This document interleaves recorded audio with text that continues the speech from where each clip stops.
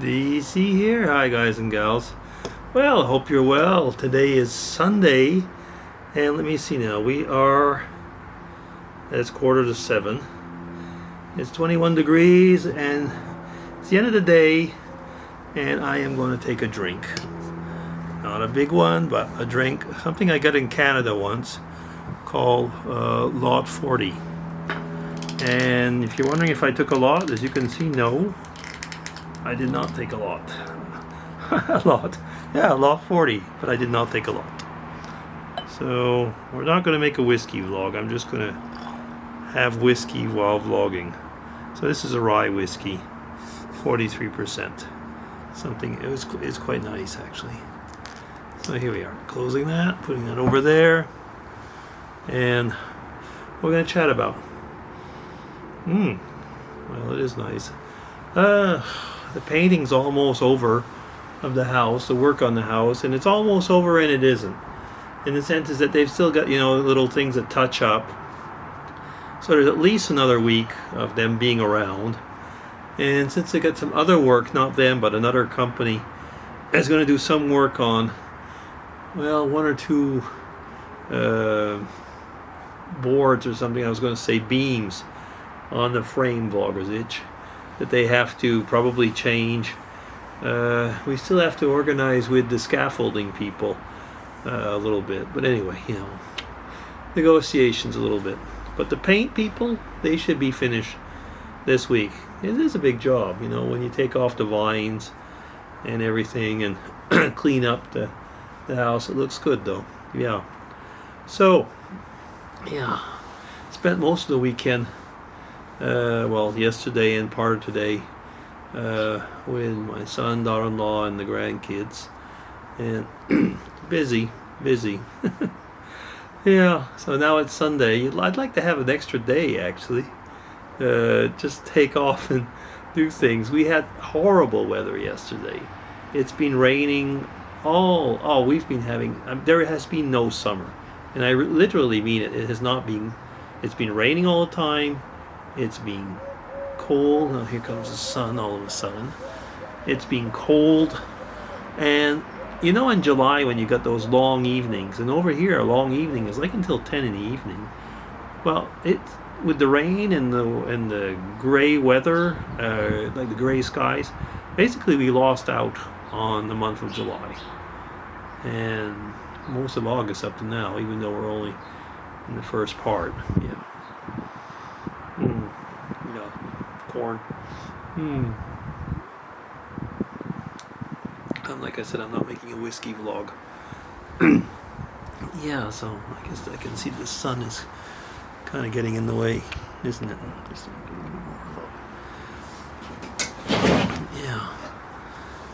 So I was thinking about one thing. I was reading an article not too long ago about, what do you leave when you leave?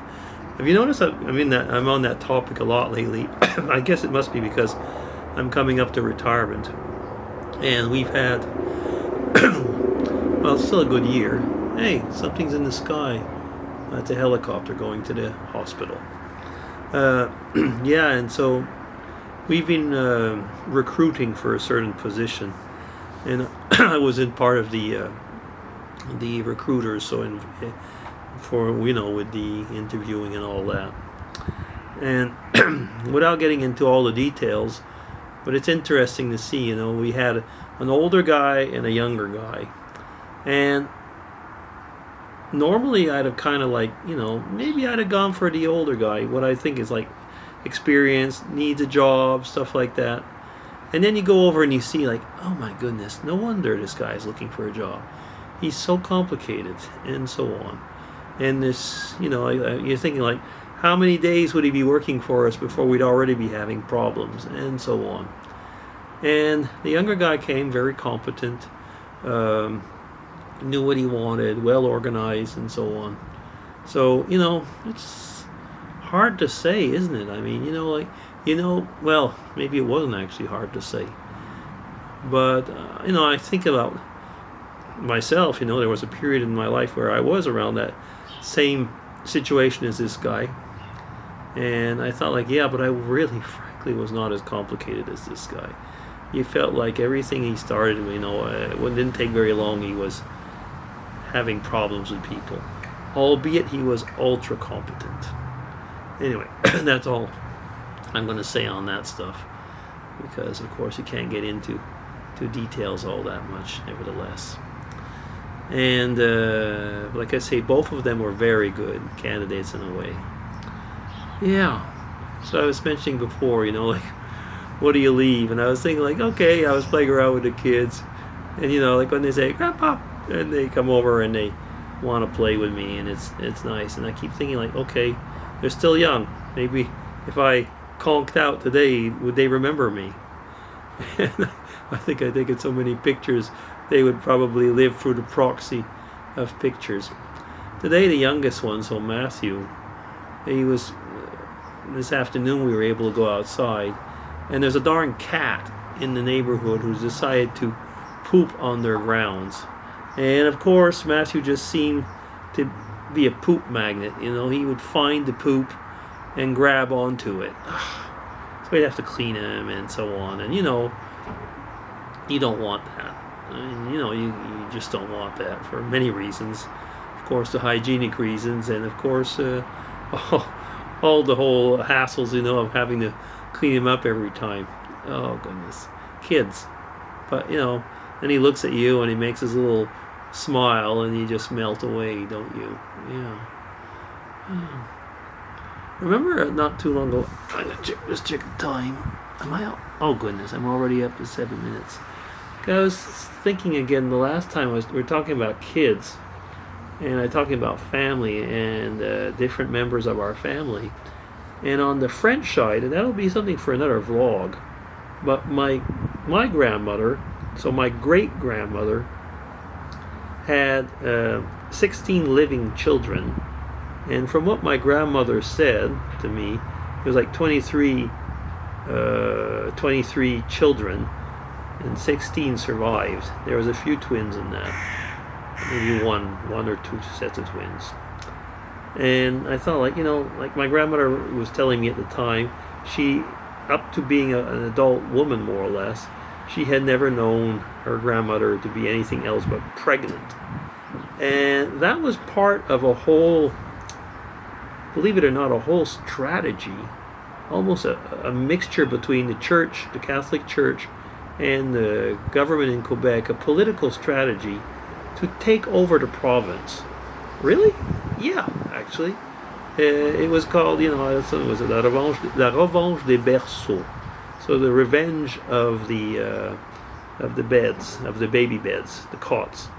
Why? Because the idea is that the bad English people was triangle holding the good French people in Quebec. And one way to get over it would be to submerge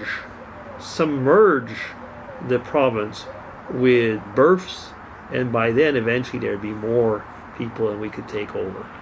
Well, the irony is that things have moved over, and Quebec is probably one of the places in the world with the lowest birth rates in the Western world, and they have a lot of emigration from countries where they have very large families.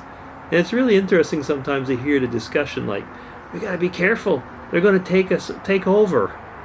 And I think like, oh yeah, kind of, the coming back and biting your tail, right? Oh, I don't know. Anyway, that'll be another vlog anyway, because I'm up to 9 minutes. So could we call that a teaser? Okay, so anyway, just a vlog talking about a bit of this and that, and maybe a teaser into other stuff. Yeah. The difference between cultures already from where I lived as a kid, where there was, the French-speaking culture, the Quebec French-speaking culture, and the Canadian English-speaking culture. But that's it. So I'll be DC signing off. Come 10 minutes. Take care, everybody. And that is my Sunday vlog. Bye-bye. Cheers.